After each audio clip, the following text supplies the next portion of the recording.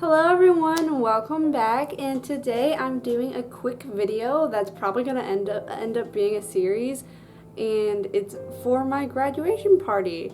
So as you saw in the title, this was just a kind of like how to plan your graduation party, and as a senior of 2020, it's going to be a little difficult. And so this is just some information that I've gathered with like other people and what I've been doing so far to just make the process like easier for everyone involved and hopefully increase the chances of it happening and going well. And I just thought I'd share that with everybody today.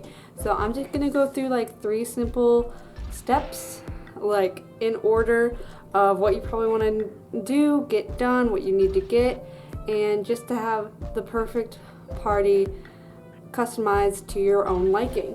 Alright, so let's start off with the basics, shall we? Who, what, where, when, why, how, but we're actually not all doing those because like that doesn't make sense. So when?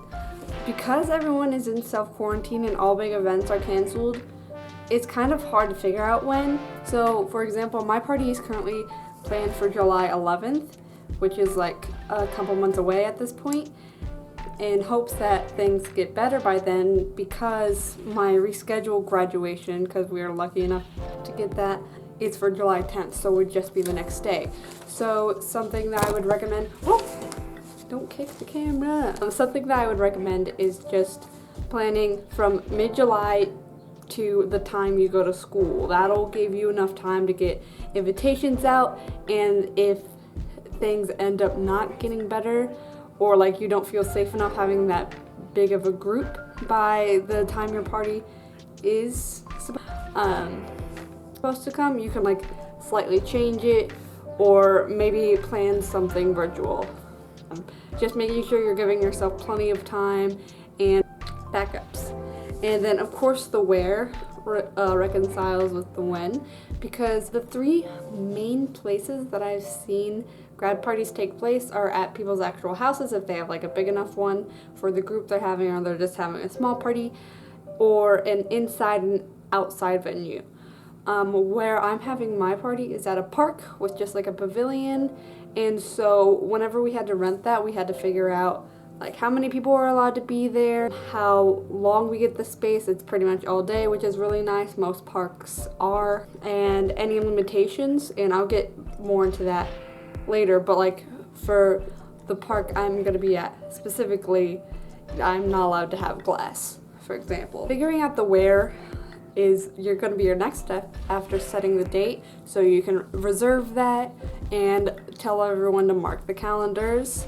And then once you get your limitations for like the size of your party, that's when you need to decide who you're gonna bring. Family is probably gonna be your first choice, and then I would say like close high school friends. I'm only allowed to have 60 people, I think. And let me tell you, once you start actually like writing all the names down, that fills up quickly.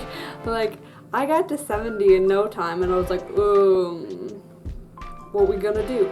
So just making sure you get the essentials down first. Everyone's just usually just gonna pop in and out, and so not everyone's gonna be there at the same time. So if you have like a little bit more, don't fret. The second step you're gonna want to take is spread the word. So I made a private Facebook group and pretty much just added a lot of my friends and close family members so they can get all the information we have for the grad party at the moment.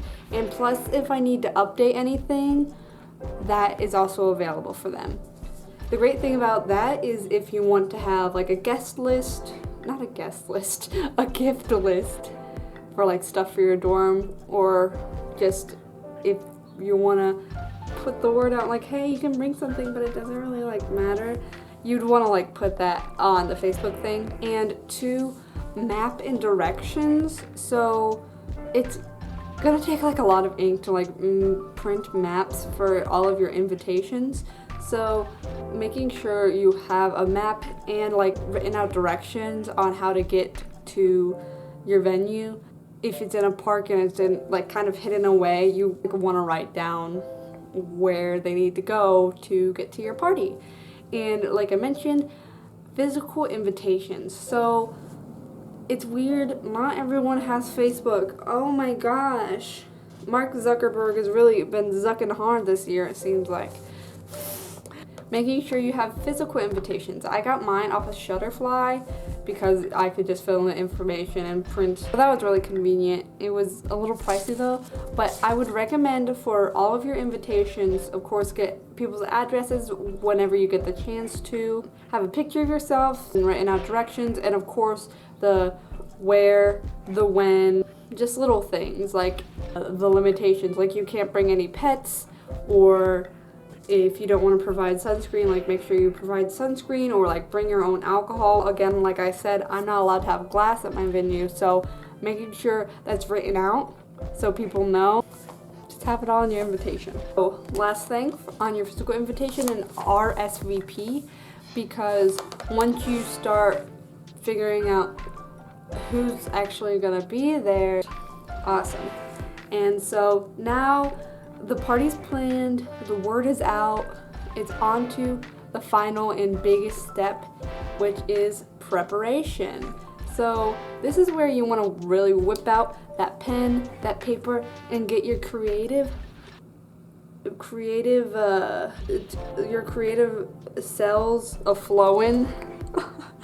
And the 3 separate categories I have for this section is party ideas, so just like activities and things like that. A menu, because most people just go to grad parties for the food. I am guilty. And then venue specific items. First, the fun part, your decorations. Go ahead and lay out a color theme for yourself before you of course start buying anything. Finding like a theme would be nice too. A lot of people just do it off of their high school colors or their college colors. So go ahead and get your decorations figured out. I wouldn't go too big on this, but you know, just your classic streamers, balloons, maybe some fairy lights tossed in there, mason jars, but like just make it cute.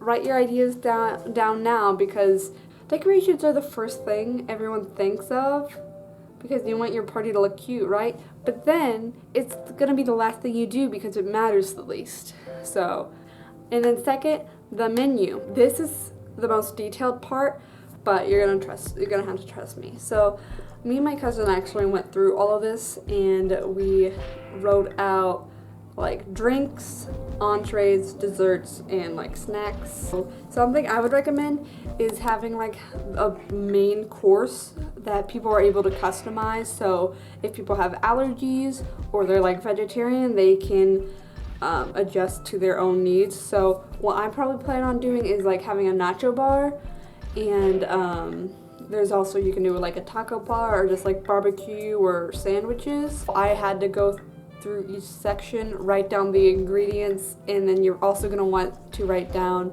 how much of each ingredient you're going to want. So for example, hard tacos, corn tortillas, and Frito bags for walking tacos. And then for your proteins, you're going to want beef, shredded chicken, beans, and then I also included rice because I like rice. Cheese, shredded cheese, queso, and then like a couple different cheeses if you're interested. Toppings, you want lettuce, onions, tomatoes, guacamole, pico de gallo, and then like sauces if you want some, and then like salsa of course. But I'm just saying this all just to show that there's a lot of factors that go into planning the menu, and of course you're gonna want to have like a crock pot to keep the stuff warm in all day. So making sure for all your proteins you have like 5 crock pots. Just making sure you're going through every section of every food on each part of the menu and making sure you're able to be equipped for each of those is probably going to be the most detailed and difficult part. So other than the main course being big, desserts are also really big. I would suggest like cupcakes, fruit, or something else I saw really cute at a grad party once was like a s'mores bar, and you could like, they had like the little can fire thing and you could just roast your own marshmallows. But whenever I go to a grad party, it's cake time, baby. And then of course your drinks, have plenty of water. I cannot stress this enough. If you're planning for mid-July, I know here where I'm at, the weather's like a little unpredictable, so you need to make sure people are hydrated and no one's passing out. Okay, finally, venue accommodations. So, like I said before, like I just said actually, a lot of venues are outside. So if you are going to have it at your house, for example, you're gonna want to have like sunscreen available, bug sprays available if you're like by the woods or something, backyard games or like things to keep people busy. So whenever it's like an awkward silence, you're like, I should have planned for that better.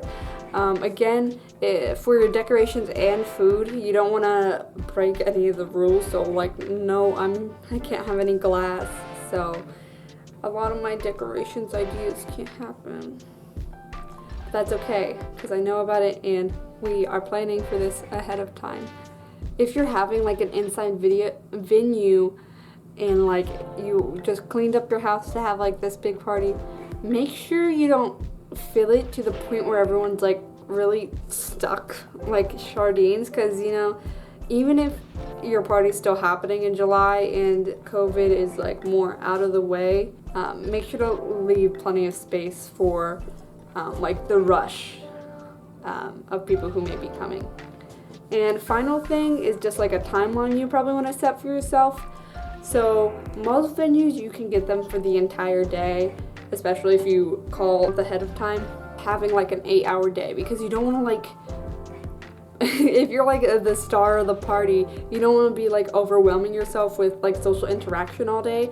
So I would recommend 2 hours for setting up, so like getting all the food out, decorations out, like dressing yourself up, making yourself look good.